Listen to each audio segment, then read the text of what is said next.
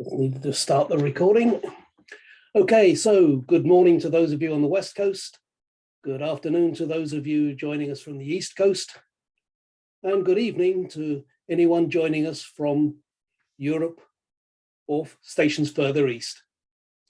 Happy New Year and a very warm welcome to you all from a sunny but cold England. It's struggled to get above freezing all day. Thank you for joining this, the 11th of our regular series of short courses on pumping topics. This one will last about 35 minutes, allowing us plenty of time for a Q&A session after the presentation. We are into session 11 now, and I expect that most of you will have attended one or more of the previous sessions, so I'm foregoing the usual 4 or 5 slides reminding you of who we are and what we do, and I'm going to move directly on to the topic at hand. The slides that I'm not showing you are at the end of the presentation, and they'll be in the PDF copy that you receive, so you can peruse them at your leisure. So let me share the presentation now.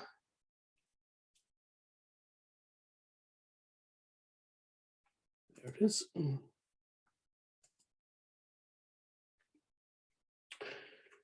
So this seminar is going to look at vertical pumps.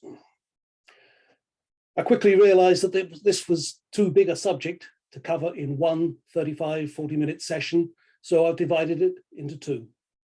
This week, we will cover VS1, VS2, and VS3 pumps. And in the next session, in 2 weeks' time, we'll cover VS4, VS5, VS6, and VS7 pumps. We'll be holding a Q&A session at the end, so please use the Q&A facility at the bottom of your screen to ask any questions or make any comments. I will address those that I can live at the end of the session, and the rest will address by mail in the coming days. We are recording this session and we'll make it available to all attendees as a YouTube link, as well as by emailing you a PDF version of the slideshow and of the Q&A summary from both of today's sessions.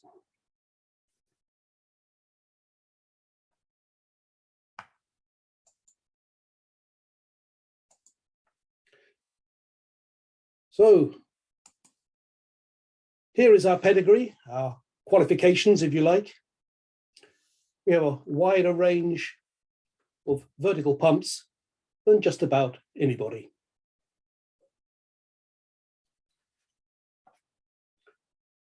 And I personally have been a vertical pump specialist virtually all my career, which dates back to 1980, so 41 years now.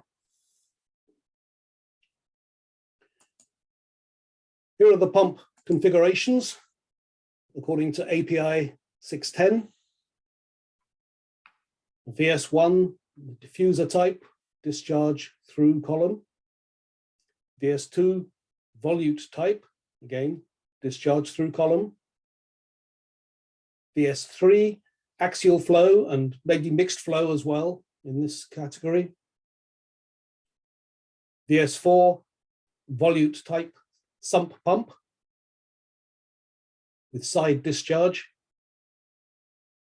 And the VS5, which is similar to the VS4, but it's a cantilever design. It has a rigid shaft, a rigid large diameter shaft, and no bearings in this section.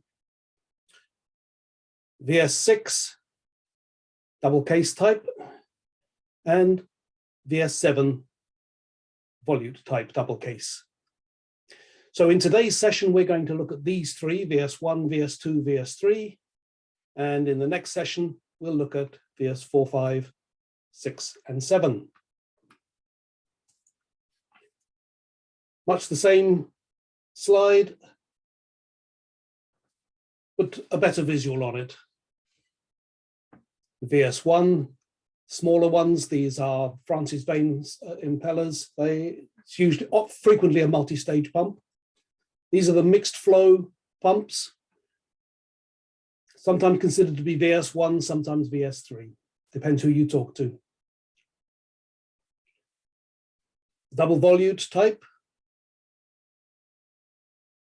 And here the VS3, the axial flow type, VS4, and I show two VS6s here. This is a standard industrial type, and this is the API type with a hemispherical end cap and a separate mounting plate.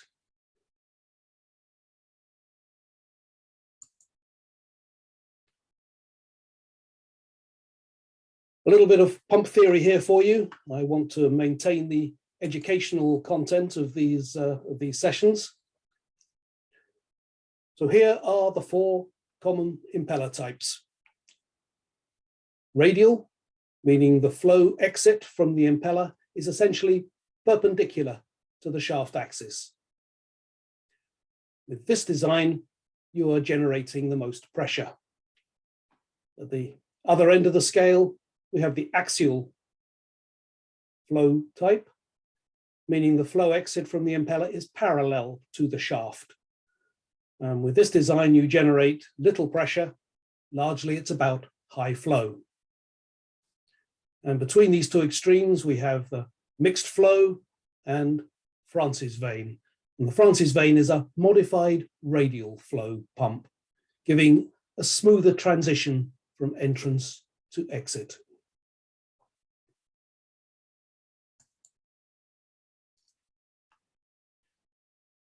Specific speed can be considered to be a dimensionless number that describes the impeller head and flow performance. Actually, it isn't dimensionless. It just doesn't have a useful dimension like RPM or meters per second. So it's best to think of it as dimensionless. Here is the formula. Specific speed is the speed in RPM. Q is the flow rate at best efficiency point with a full diameter impeller. And the head is again at full diameter impeller, best efficiency point.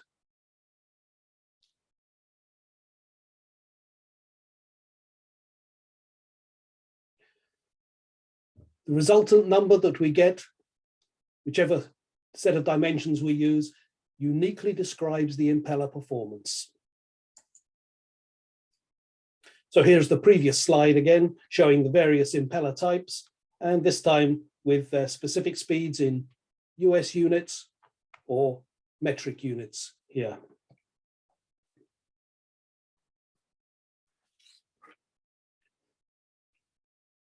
You'll see that the conversion factor between the two is 51.6, which is as close to 50 as makes no difference. So this is very useful to remember.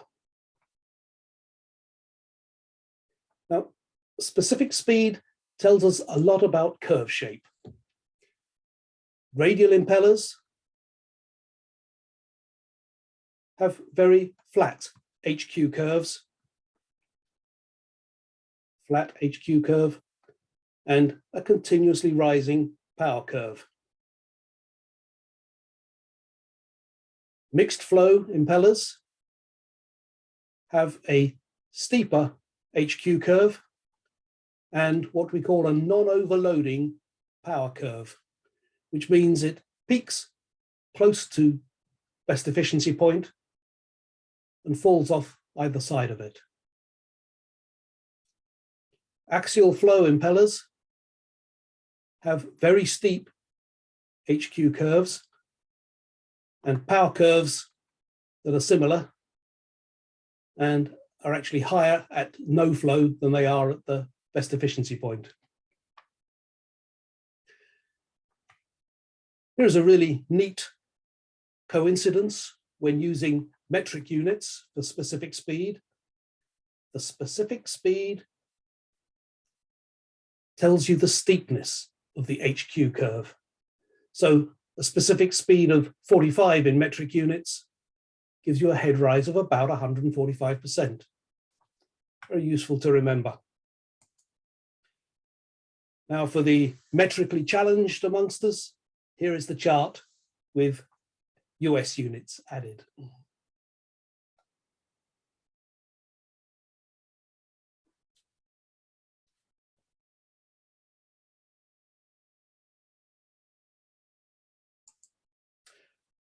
What you'll also see is that radial impellers tend to have wider operating ranges than axial impellers. I'll take a little time over this slide. I rather rushed it in this morning's session and had a couple of questions on it. So here we see a radial impeller, Francis vane, mixed flow, and axial flow. And here we see their operating range. And the operating range, the A4 is acceptable, A3 is good, A2 is very good, and A1 is excellent. So here we see a radial impeller with a specific speed of 16, or for you American guys, 800, which has an excellent range from 80% to 110% of BEP, and a good range from 40% to 130% of BEP. So quite a wide operating range. On the other hand, an axial flow pump here with a specific speed of 256 metric, 12,800 to you Americans. This has an excellent operating range of 90 to 105% of best efficiency point. So very narrow, and a good range from 70. Sorry, there we go. From 70 to 110. If we looked at a Francis vane here in the middle at about 32, then you can see again between about 80% and 115% is excellent, and good, it'll go down to about 45% and out as far as 130%. So interesting to see the different types of impellers and the different operating ranges. What else do we see? Well, the optimum specific speed from an efficiency viewpoint is between 2,000 and 3,000 in US units, 40 to 60 in metric units. So this area here. Going back 3 slides, we'll see that 2,000 to 3,000 puts us in the Francis vane, moving into the mixed flow area. So let's look at the same slide again, this time with the raw pump and pump types added onto it. And you'll see that many of our verticals, this is why most of our verticals are in this Francis vane, mixed flow vane area, with these are axial flows here for very low, high flows and low heads.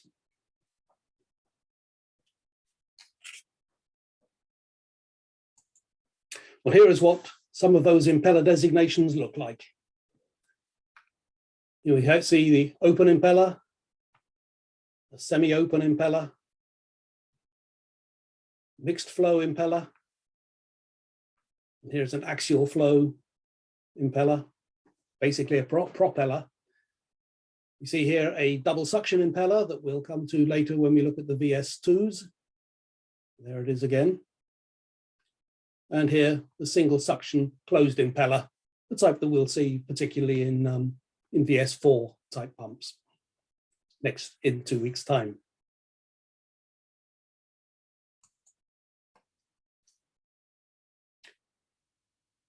Here I want to discuss static lift, and this is a critical step in specifying a vertical pump. Make sure you have considered the static lift from the low water level in the sump to the pump discharge center line. I've lost count of the number of times that it's not clear on the pump data sheet whether the TDH given to us includes or does not include the static lift. An inexperienced process engineer can be forgiven for considering only the pressure required at the discharge flange.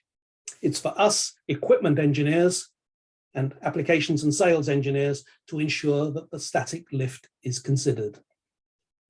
I would ask you as specifying engineers to always add a note to the datasheet clarifying whether the static lift has been considered or not in the total given TDH.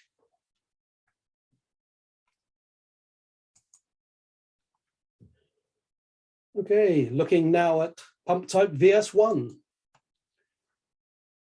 Here is an overview slide.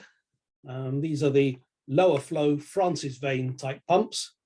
So flows up to 60,000 gallons a minute and heads up to 2,500 feet.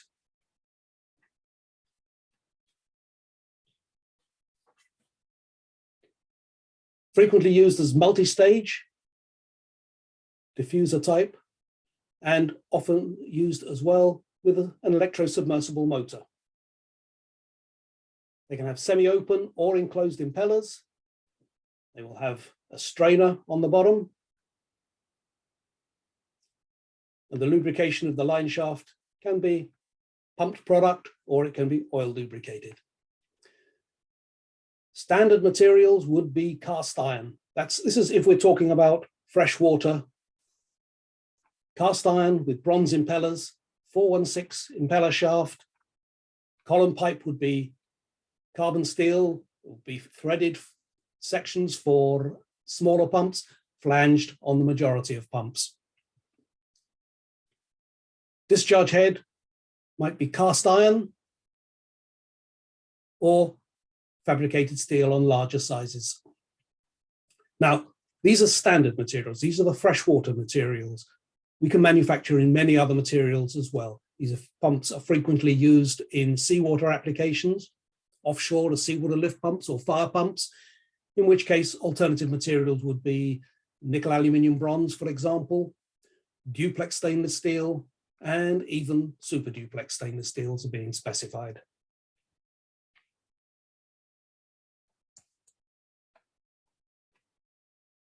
Here are the mixed flow designs for higher flows. As you see, up to 220,000 gallons a minute at 575 feet of head. These are sometimes considered VS1, sometimes VS3. It rather depends who you talk to, as API 610 doesn't specify whether mixed flow is VS1 or VS3. I always consider it to be VS3. The rest of this is pretty much the same as the previous slide. Again, these pumps are available in materials other than cast iron bronze fitted. So that's the mixed flow. And finally, true VS3, the axial flow pump. Flows up to 320,000 gallons a minute and heads to 90 foot. Here you see we are talking about high flow, low head pumps.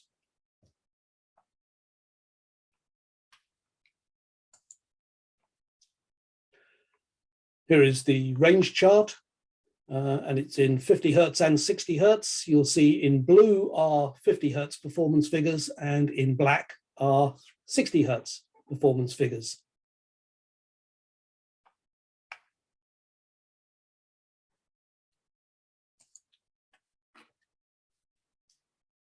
So looking at the construction of vertical pumps, we have a bowl assembly, we have a discharge head, and we have the column assembly.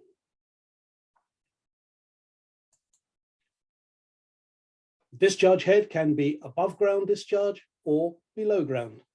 It depends on the customer piping configuration. Smaller pumps will have a right angle L-shaped discharge, either above ground like this one or below ground, and it depends on the piping configuration.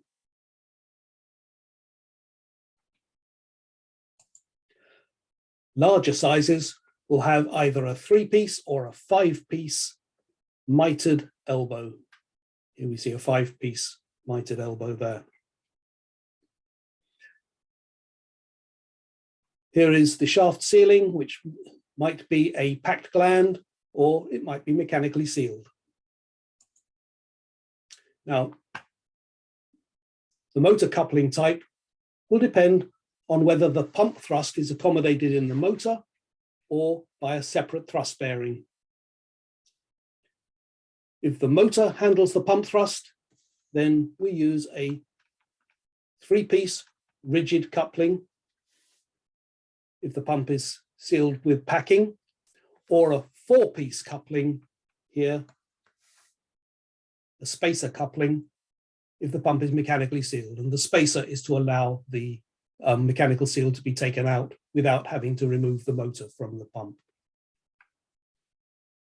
This is the normal configuration in the USA. In Europe, many motors don't take thrust, and so we'll often then have a thrust bearing, and there are 2 designs. This is an oil lubricated thrust bearing for larger pumps, and this is a grease lubricated bearing for smaller pumps. And in these circumstances, we would use a flexible element coupling between the thrust bearing and the motor.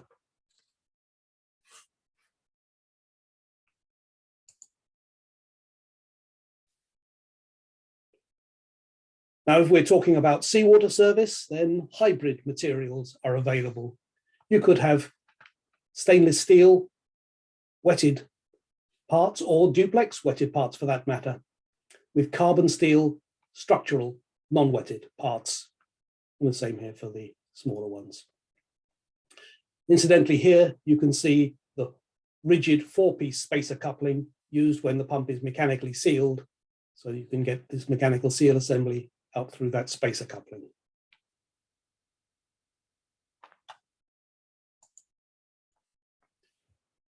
Moving on to the column pipe. Usually flanged column pipe with a register fit for perfect alignment. The bearing spiders are welded in and machined in the same operation as the column flanges to ensure perfect alignment. We don't use drop-in spiders clamped between flanges, even on small pumps.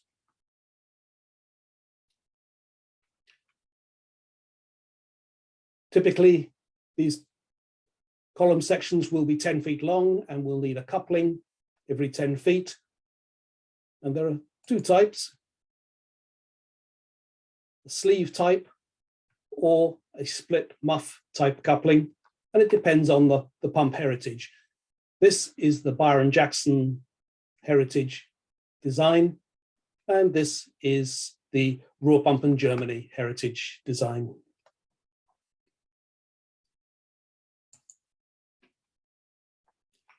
Now, the shaft can be open line shaft where the bearings are lubricated by the pumped fluid. And this is usual on shallow settings pumps and the smaller sizes. But more commonly on the larger pumps, enclosed line shaft is supplied. This inner column here isolates the bearings from the process fluid. The bearings are then lubricated with an external flush of either water or oil.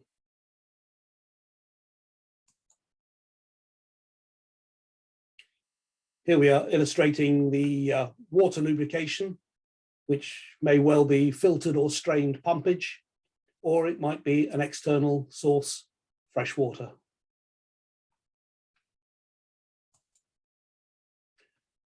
And this is illustrating oil lubrication of a small oil tank here. You're only dropping a few drops per minute of oil into the enclosing tube.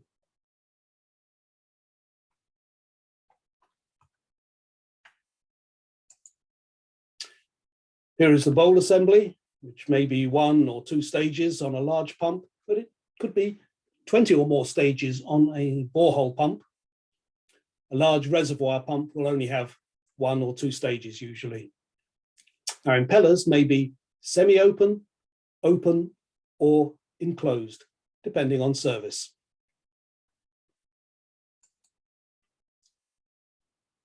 Here we show the closed and semi-open impellers. Now, Which one we offer will depend on the heritage of the pump, the size of the pump, and the service. Byron Jackson heritage water service pumps have mostly semi-open impellers. The Ruhr pump in Germany, that's Pacific heritage, these designs have mostly enclosed impellers. Hydrocarbon service pumps are often specified to have enclosed impellers, although semi-open impellers can be used for them too, and we very frequently do, as you'll see later in this presentation. Now, the semi-open impeller does not have a lower shroud. The impeller vanes seal against the impeller casing here. Now, this might be an integral case, might be integral with the bell mouth, with the suction casing, or it might be a separate piece, as shown here. By not having the lower shroud, you remove disc friction, so increasing efficiency. Now, with enclosed impellers, you have suction pressure here, discharge pressure here, and the pressure breakdown, the sealing area, is the length of this wearing. So 1 or 2 inches. With semi-open impellers, the sealing area is the entire length of the vane. The entire length of the vane. So maybe 8 to 10 inches compared with 1 to 2 inches, and 5 vanes as well. So considerably bigger sealing area for the pressure breakdown. And this means wear is much less. Furthermore, when wear does occur, you can lower the rotor by means of the rigid adjustable coupling to re-establish your clearances.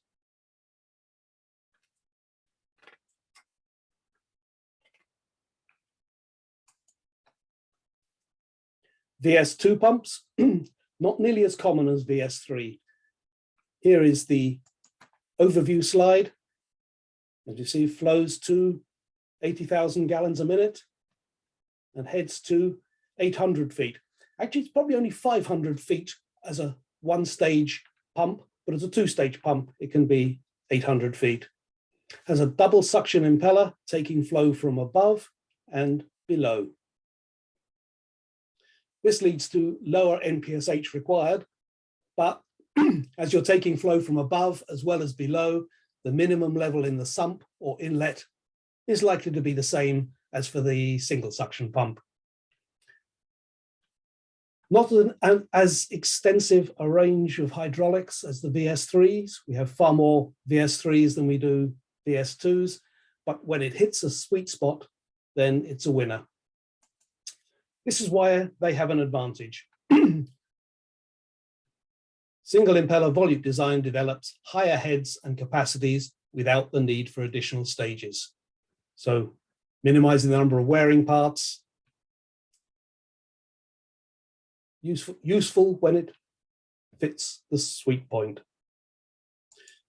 There's 2 range charts here. We have 2 lines, the DX, smaller pumps, and the larger ones, the DSV.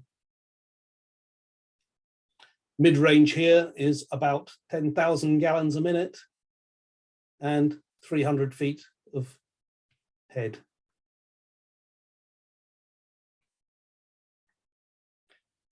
We've got a detail of the construction.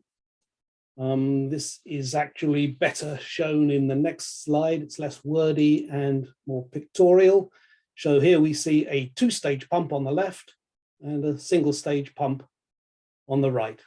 So the double suction first stage there, feeding into a VS3 style mixed flow second stage here. And here we can see it's a double volute.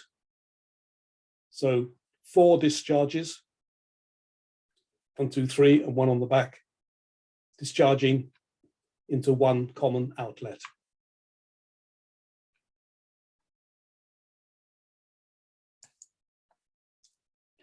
The next 12 slides are some case studies. I will go through them fairly quickly to allow as much time as possible for the Q&A session. Those of you who tuned in early will have seen many of these already.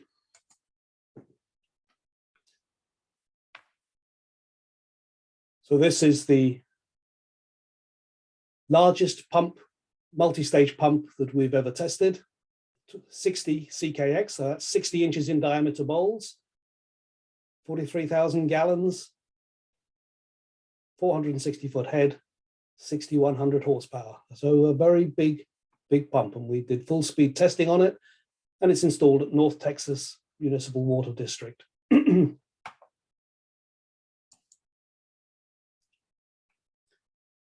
This is an axial flow pump, 67, so that tells you the bowls are 67 inches in diameter. And as you can see, it's about 40 foot long, this one. See all the people that could fit inside there.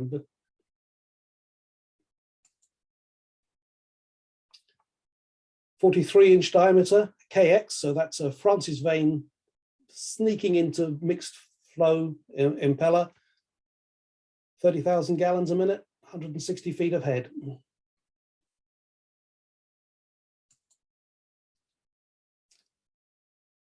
32-inch two-stage pump on crude oil.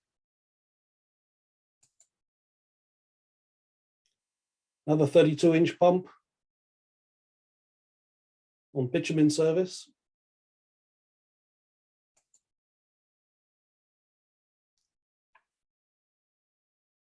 (34 KX, 34-inch diameter,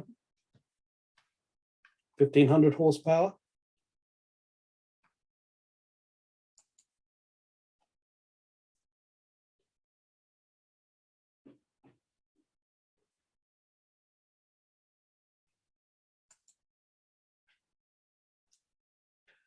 The 60-inch CKX. Now the C means it has enclosed impellers. The previous ones I've shown have been semi-open impellers, the KXs. This one in water transfer service.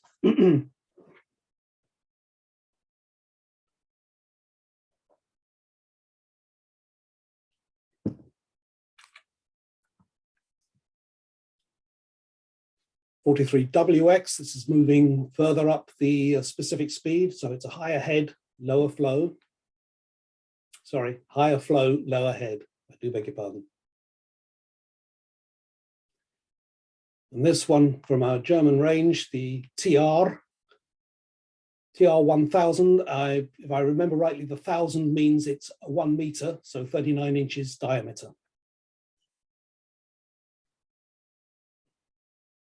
And here a TR800, so 800 millimeters diameter.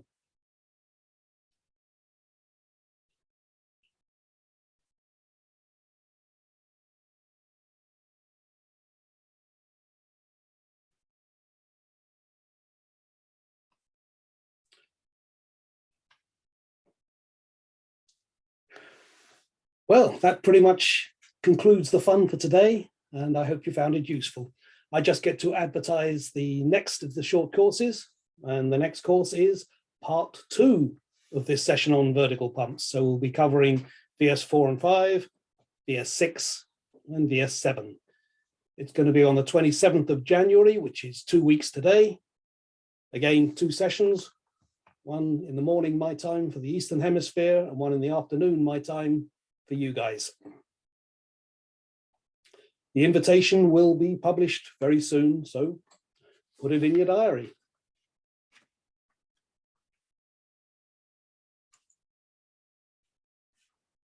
I'm going to leave this meeting open for a little while to allow you to post in the Q&A box, and I'll endeavour to answer those that I can here and now.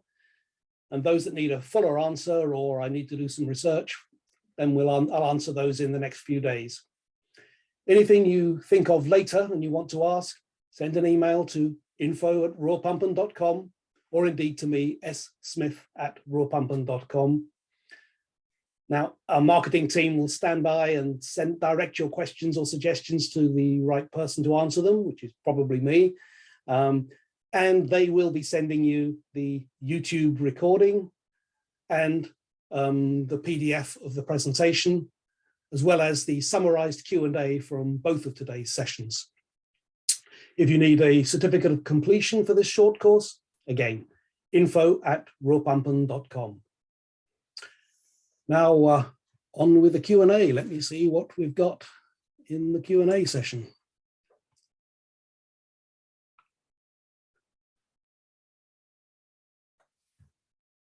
Maulik Shah says, for design point of view, which design is more suitable?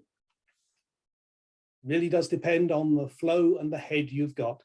If you tell us the flow and the head, we would look through our range of pumps and select the pump that is best fit for your solution, which giving you the best efficiency and a head rise to shut off that meets your design requirements downstream. So there's no short answer to that. Talk to your pump professional, whether it be a Ruhr pumping guy or a flow serve guy or a Sulzer guy. Hopefully it'll be a Ruhr pumping guy, and you'll talk to us and we'll tell you what we consider to be the best solution for you. Maulik Shah also says, hollow shaft motor or solid shaft motor for a vertical turbine pump? Up to about 250 horsepower, probably vertical hollow shaft is fine. Above that, it tends to be moving towards vertical solid shaft motors. Vertical solid shaft can also be used for the smaller ones as well. But hollow shaft motors are available as standard up to about 250 horsepower, as I recall. John Martinez says, is the clearance dimension from pump inlet to sump bottom taken as the distance from the sump bottom to the pump suction bell inlet, or to the bottom inlet of the pump suction strainer?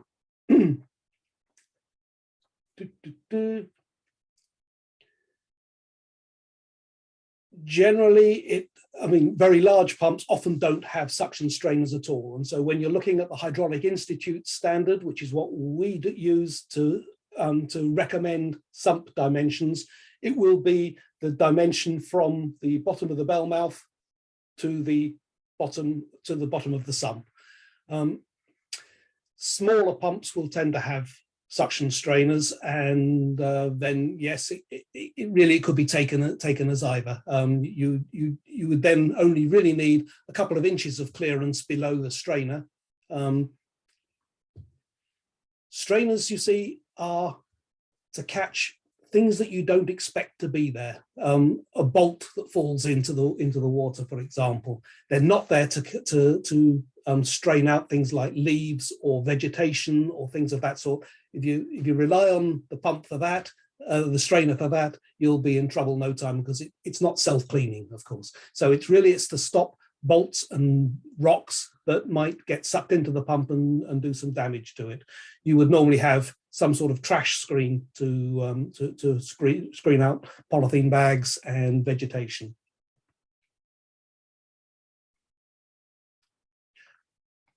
Joe White says, you mentioned that you can have higher heads with VS2. Is that higher heads for a given impeller diameter compared to the same number of stages in a VS1?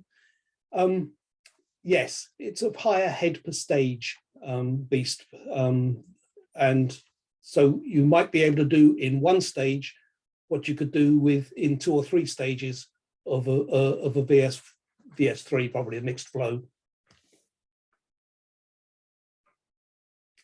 Joe White also asks, is the small piping shown along the length of the column for lubrication or sensors or shipping? It's for sensors. I would say that is a depth gauge, or some of those pumps, they would have been installed in a suction can. There'd be like a VS6 type pump, and that could well have been a drain pipe.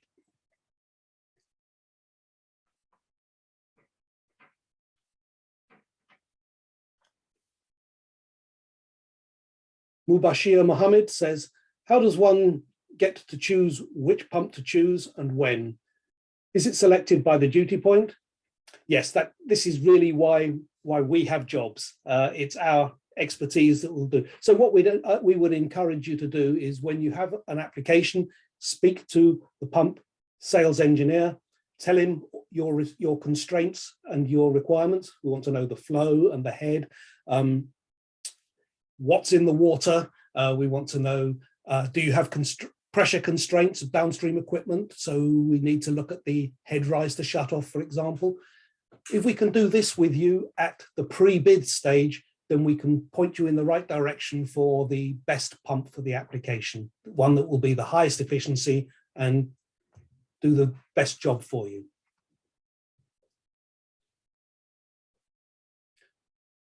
Muhammad Hamid says, what is meant by a self-priming pump? Well, a vertical pump is by definition self-priming because it is always installed below the water level. What you're seeing as a self-priming pump would be a horizontal pump mounted on the surface, trying to suck up from below. It needs a little more explanation than I can give you here in a couple of minutes, Mohammed. So I will, I'll watch out for a more detailed response. I'll give you in a few days' time. Rolf says, Simon, does the VS2 pump have less submergence than the VS3 for a given duty point? In another way, are VS2 more susceptible to suffer vortex for a given duty point because they have a higher suction plane? This is what I alluded to when I said, although it has a lower NPSH because it's a double suction impeller, which means half the flow is going into each eye of the impeller.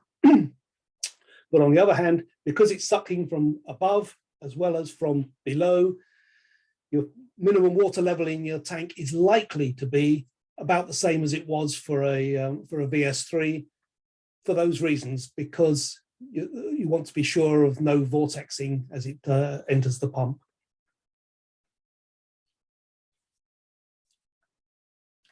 Graham Ling says, do you send out PDH credit afterwards, or do we need to go somewhere to get it?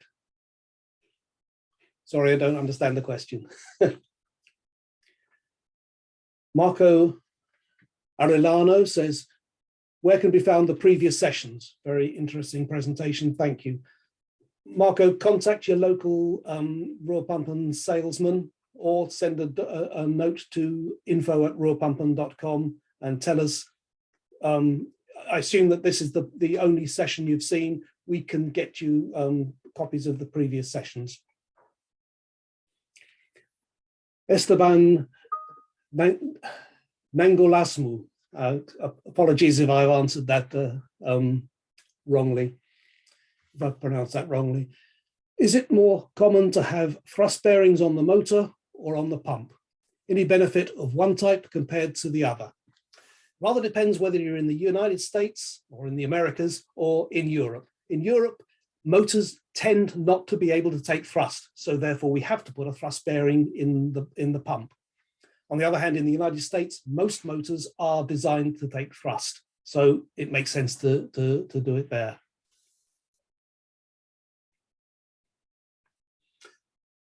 Paul Berthiaume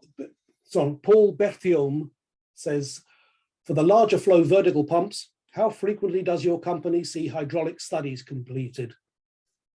Usually, I would say, more often than not. For large pumps, people expect to see engineering studies, and we would carry those out. Particularly concerning would be a structural resonant frequency, just to make sure that the pump isn't going to vibrate at running speed.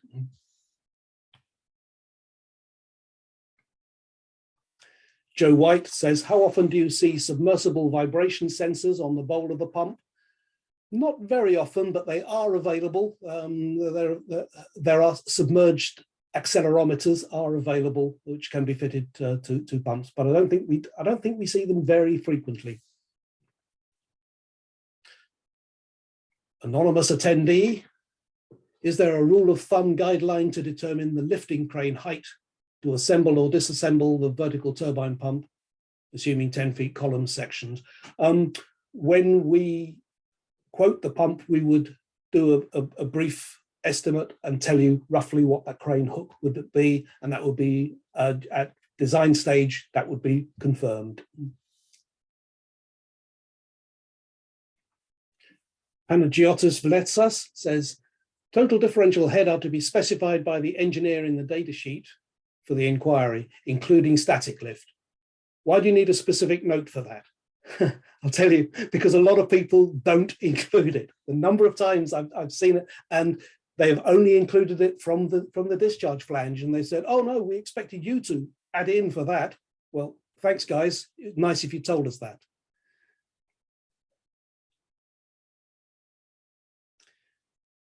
Also, which is the percentage of each stage in the head in order to define how many stages are required? Generally speaking, 3 stages gives you 3 times the head of 1 stage. Not exactly right. I mean, the first stage might be a little bit lower head than stages 2 and 3. Anonymous attendee, is there any criteria for minimum submerged distance to be considered for pump installation? Yes, we follow and recommend that you follow the Hydraulic Institute standards, and that will tell you that. We will also do further checks based on our performance testing if it is any different from the Hydraulic Institute standard. Anonymous attendee again, why do we use special coatings for efficiency improvement in water duty pumps? Do they affect efficiency in any way? Yes, they can do. Yeah, we can see 2 or 3 point efficiency improvements by Belzona type coatings. Can also get similar effect by just polishing up the impellers and the flow water passages. So on a large pump, you can get into the flow passages to do a very good cleanup and polishing procedure. On smaller pumps, it can be difficult to get in there, and then so a coating on some of the smaller pumps can be quite beneficial. David Guffey said, I believe I heard that the pumps are designed to Hydraulic Institute standards. However, the VS designation implies API 610. Is there a significant difference? Well, API 610 has always been designed primarily with in mind high temperature, high pressure, hydrocarbon process pumps. The Hydraulic Institute is looking at all pumps, but particularly perhaps at water pumps. But our pumps meet both HI and the intent, if not 100% of API 610, a good 90% of API 610. Anonymous attendee, I love this guy. He says, thanks for the awareness session. Can you provide an application know-how for the pumps among VS1 to VS3?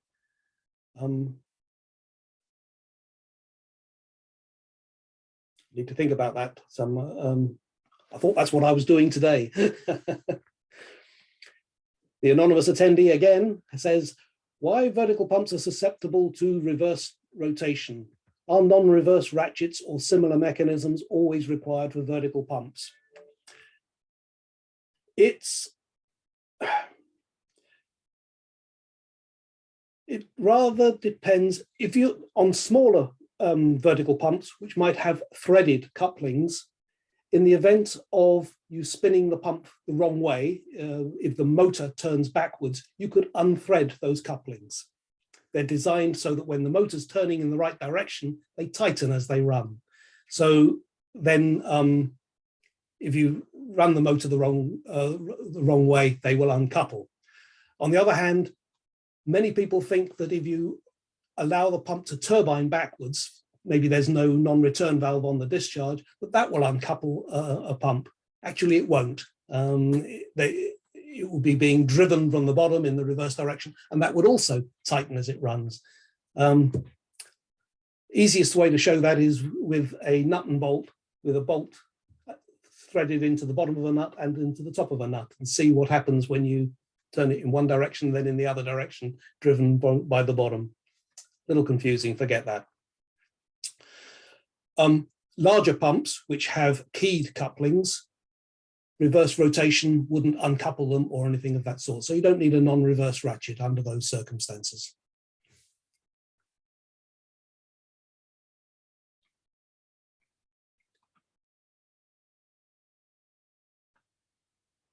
Can you clarify again between mixed flow and axial flow? I've left it open, but I think it's axial flow. Mixed flow is medium flow, medium head, axial flow is high flow, low head. I think when you get to the presentation and see again the video, if you look at the types of impellers and the flow rates of them, you'll see it'll become clearer.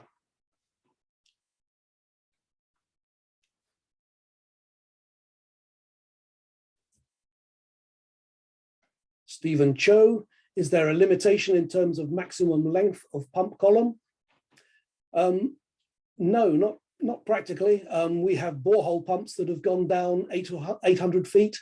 The larger pumps on offshore oil platforms, for example, they'll typically be 100, 150 feet long.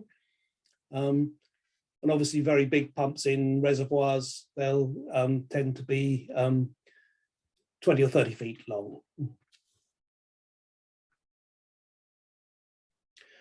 Joe White asks, does Raw Pump do hydraulic model studies? No, but we can point you in the direction of people that do. I assume you're doing models of the sumps, of the inlets. And yes, we can point you in the direction of people that do. Panagiotis Fletsas says, do we engineers need to specify somehow specifically the screening of the pump, or just inform you that it is needed based on any particles that may be present in the sump? As I mentioned earlier, you should, in a big pumping installation, you should have a trash rack, a trash screen, self-cleaning one. The pump is not designed to be able to cope with that. We do want to know suspended solids or how much sand and grit might be in the fluids, because we need to take that into account in design of the pump.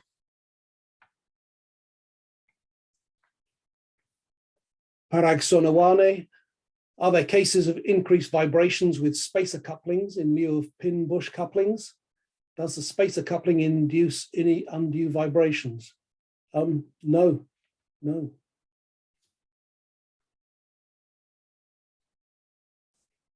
My friend anonymous attendee again, what is the significant difference between steep curve and flat, and when is each used?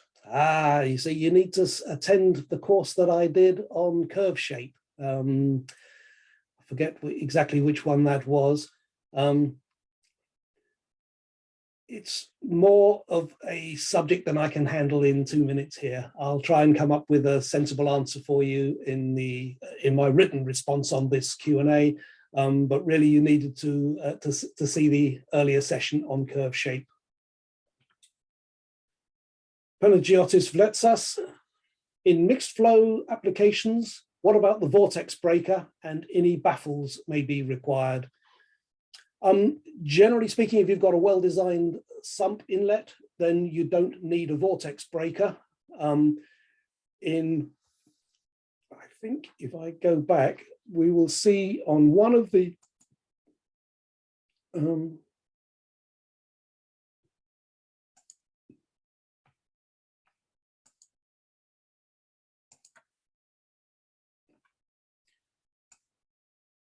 here we go.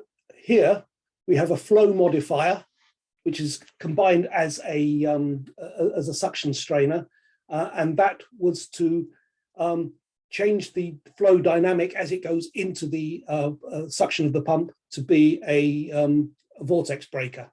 And it was probably because that particular pump had a problem. I haven't looked at the history of it, but yes, we sometimes design a suction strainer to be a vortex breaker as well.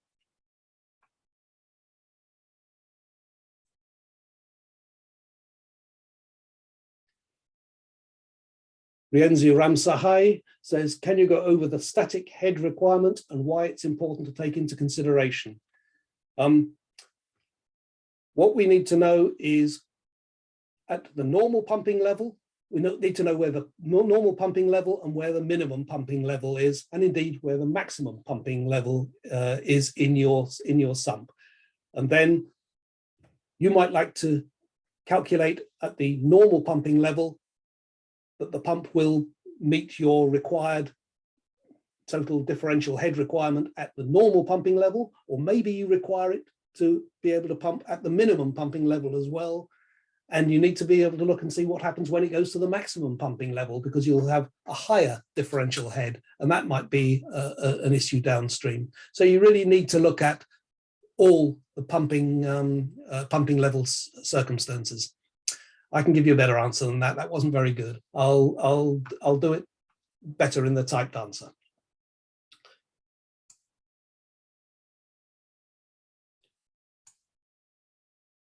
Anonymous attendee again. How to access all the previous sessions. Thanks, you're a lifesaver. Please keep doing these. Well, thank you very much. Anonymous attendee, we'll need to know who you are, and then we can send you the previous sessions as well. That will be no problem.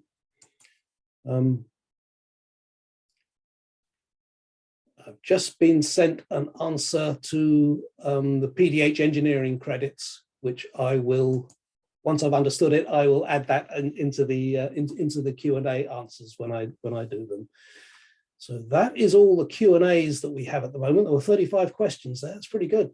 But I have the chat here, so some of you may have put things in the chat rather than in the Q&A. So let me have a quick look there.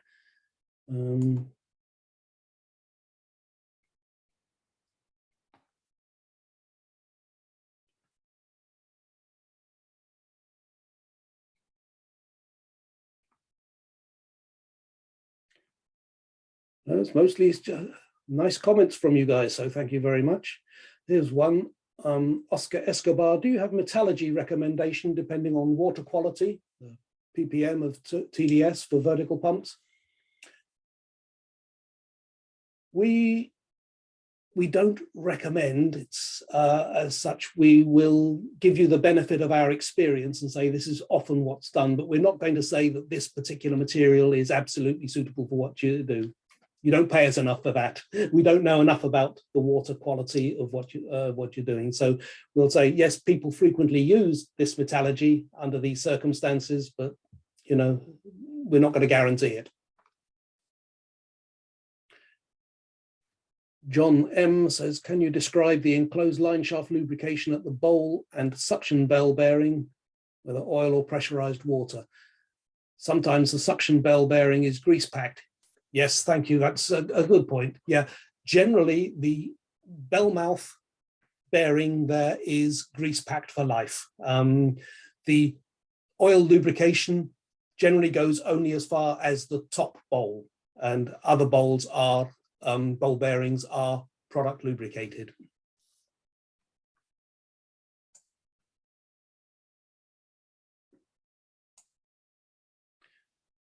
Mubashir Mohammed says, what was Simon's contact again? That would be smith@ruhrpumpen.com.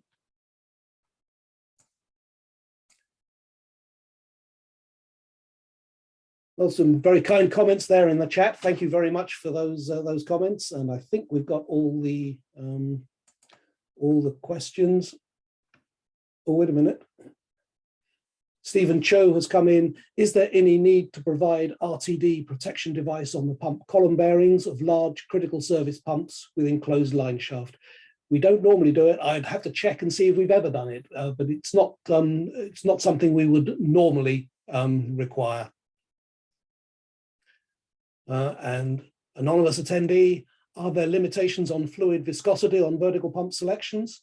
A case study indicated bitumen as pumped fluid.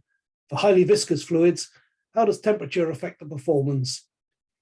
Yes, I'd need to look at that bitumen one. I think it was diluted bitumen. I think it was so not highly viscous, but I would have to look into that and come back on that. Yeah, centrifugal pumps don't like highly viscous products. There is a viscous correction factor that we apply whenever there is anything more than about 50 or 60 centistokes of viscosity, and that would affect the performance of the pump. It would drop off. So yeah, we need to consider that. But in this particular instance, I think it was diluted bitumen. I think it was fairly fluid, fairly free flowing. Parag Sonawane, any upper limit on operating temperature for vertical turbine pumps? Yes, but I forget what it is, and it will depend on the metallurgy. I mean, we have done pumps in molten salt service, which are at over 1200 degrees centigrade. So in that aspect, no, the limitation is really the bearing materials, and we can select bearings suitable for high temperature applications or low temperature applications. We use these pumps in liquid oxygen, for example, so very low temperatures.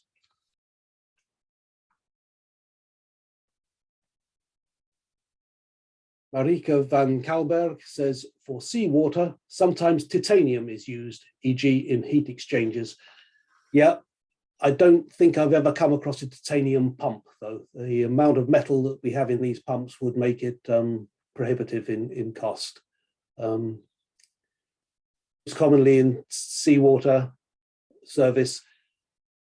Well, traditionally, they started using Ni-resist, and that would be about 40 years ago. They then moved on to nickel aluminium bronzes, and that is still a very good material, a very castable material, very seawater resistant. It's a great material. I would recommend it. But the market has moved on, and people have started specifying duplex stainless steels and even super duplex stainless steels. The price of those has come down, so it is viable.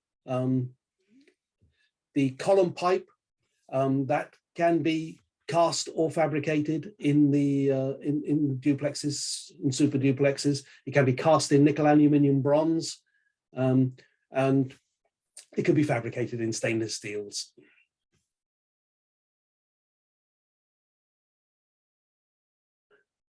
Adnan Safraz says, what considerations should be made to minimize the structural vibration and resonance effect for vertical suspended pump installing on offshore platforms? We certainly do carry out on the larger pumps, certainly we'll do analyses, critical speed analyses. Established designs seldom run into problems of hitting a critical speed. Does happen from time to time on a new design, in which case we can take measures to either strengthen or weaken the structure to move the critical speed away from an operating speed.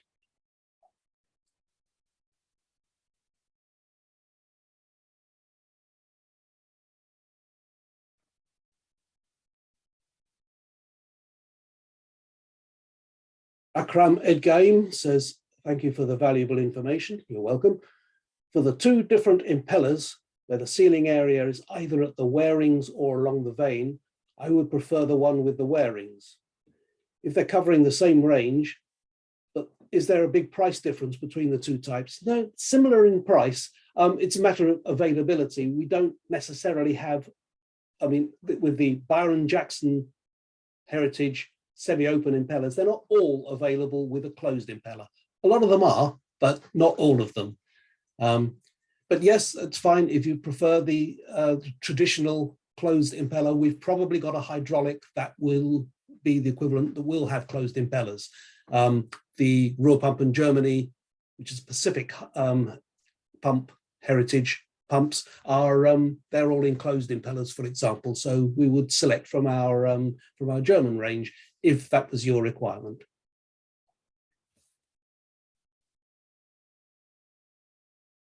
Dawn Hampson says, can you please go through the slide 15, the one with specific speed versus efficiency? Why not? Let's do that. Go back to slide 15.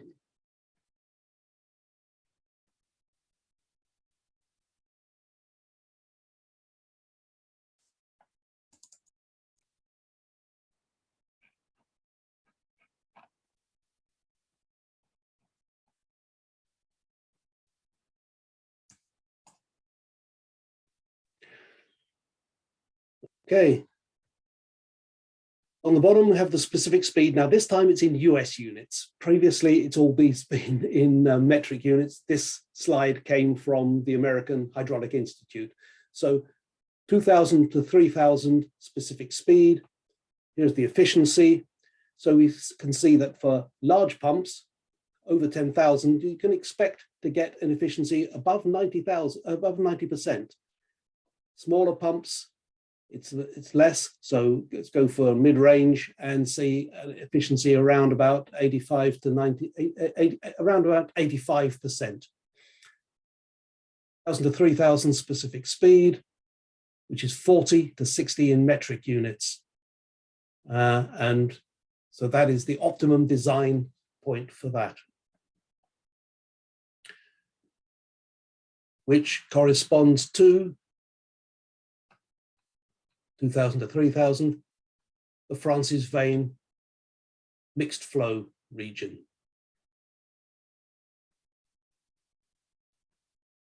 Francis Vane into mixed flow, and here we see many of our pumps. A lot of those that I showed you towards the end were the range KX, which is a Francis Vane just sneaking into the mixed flow region. So that's a very popular size, and it's right at the peak of the efficiency range. And these were the larger pumps, the mixed flow pumps, I'm sorry, and these are axial flow.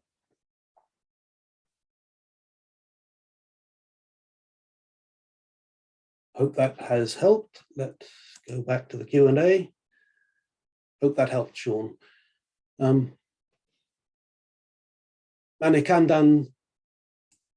Sakdeval, excuse me if I've mispronounced that. For seawater lift purpose with 10 bar total discharge head, what type would you suggest? Would depend on the flow, but nearly always those would be our type KX pump, which is a Francis Vane sneaking into a mixed flow heritage. And those pumps, we saw quite a few of them earlier. Something like a 37 KX would be a typical offshore seawater lift type application.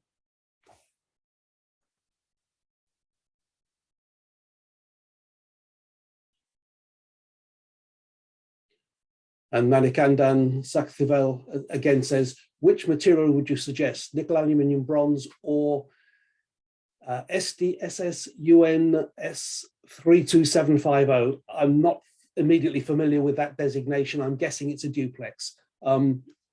We don't necessarily recommend. I can say that nickel, aluminium, bronze is a very good material. It's very castable, and it's less expensive than a duplex stainless. But many people these days, most people these days, seem to be specifying duplex stainlesses for seawater jobs.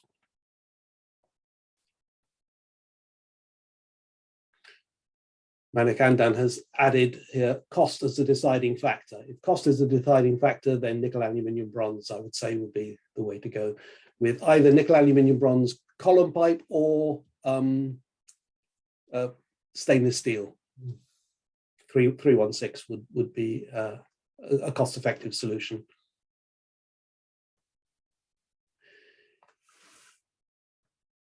Nikolaos Tsakalis has said, in case of pumping a medium with solids, is it better to have an open type impeller or a closed one? A semi-open impeller every time, because of the wear aspects of it. You'll get less wear. Tobias Lubert has said, what are your recommendations regarding construction details as distances from pump to floor, to wall, to next pump, vortex breakers, below pump, etc.? We follow the Hydraulic Institute standards on that. There is a page in there which recommends conventional dimensions for seawater, for water inlets. On much larger ones, then we would recommend that you get an analysis done by a professional laboratory and model the inlets. But what I will do in the Q&A, I will share our recommendation page of dimensions, how far it should be from the back wall, how far from the side walls, what the depth should be, and so forth.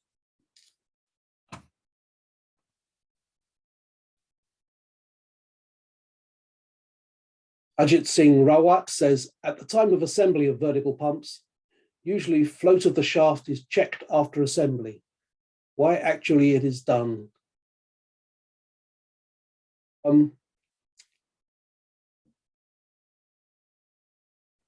The clearance of the impeller from the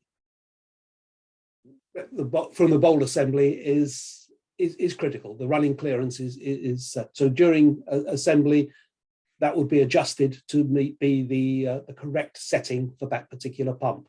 And it's something that could be adjusted later. You would lower it until it's sitting on its wear rings or sitting on its blades, and then you would adjust it up to by the 1/4 inch or 1/2 inch, depending on the size of the pump, that is the correct clearance for that pump size.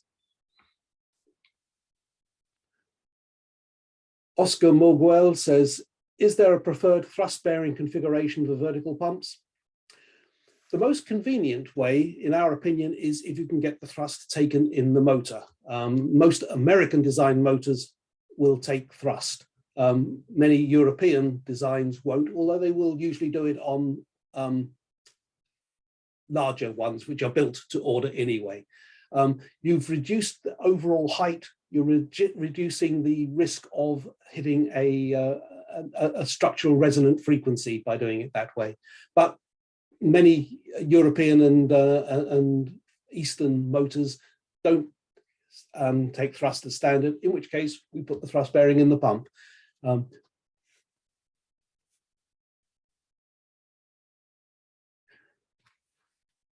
Fatkur Rahman says, any suggestions? Is there a coating that can withstand shells and seawater for cooling water pump, vertical bell pump? Yeah, the coating technology has come on leaps and bounds, and there are some excellent coatings out there.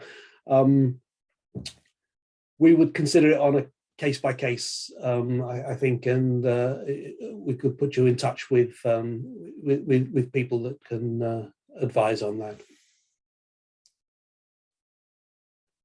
Akram Edgame said, again, further to my previous questions for the impeller where the sealing is along the vane, my concern is, do we have to work on the impeller and pump body if we lose the clearance? So it'll be high cost then. Now, when you lose that clearance, as that wears a little bit, and it'll take a long time because it's such a big area of breakdown, 10 or 12 times that of the of a closed impeller of the wearing in that. So you'll get far slower wear than you would do with the closed type impeller. But the adjustment initially is just done from the motor coupling. You just adjust it, lower 1/8 of an inch, lower and that will reset your clearances again. Lower a little bit more until you optimized the pump performance.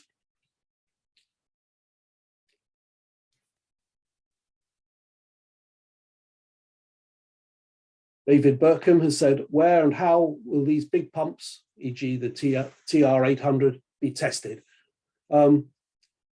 We have test facilities at all of our factories. The biggest one is in Monterrey, Mexico. We do the largest pumps. We can also do them in Tulsa, Oklahoma. We can also do them in Witten in Germany. We have quite large tests. Stands quite large pumps can be tested at each of those facilities.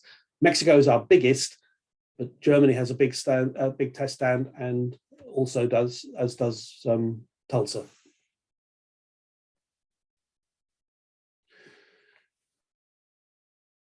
Jivananthan says, what about pump instrumentation scope? Means where to measure vibration, speed, temperature, etc.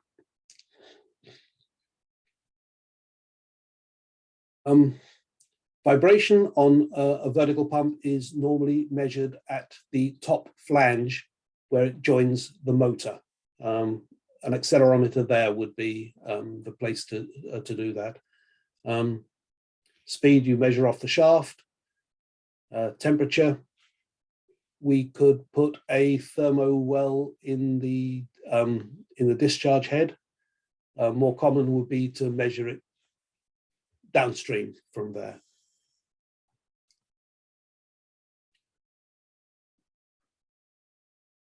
Kanu Pillai Ravishankar says, what are the different ways to reduce high upthrust of vertical pumps? It's by design, they're designed to run in downthrust. Upthrust never occurs. It will occur momentarily during startup. It'll often kick up, and then as soon as you've developed some pressure, some downward force on the pump, and then you're in downthrust. So motors and thrust bearings are always sized for momentary upthrust during starting, and then it's continuous downthrust. That's it by design. Right across the curve, it will be operating in downthrust. That appears to be all the questions in the Q&A. I see there's a chat here, maybe some in the chat.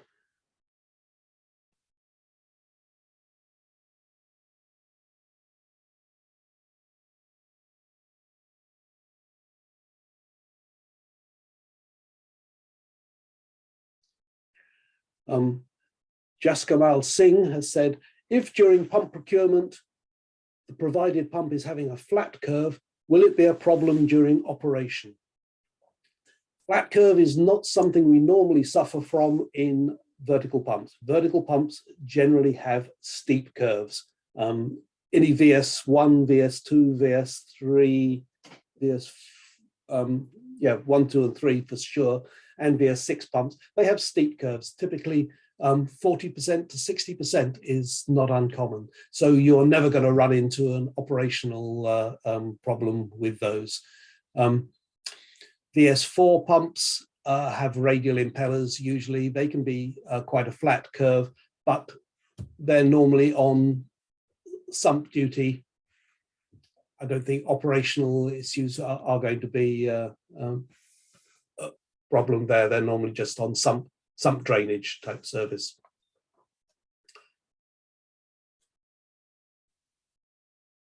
Questions here? I don't think so. So that just leaves me then to say thank you for attending today. I enjoyed preparing this session. I hope you found it useful. So I look forward to seeing you on the 27th of January for part 2 of this course. Bye-bye.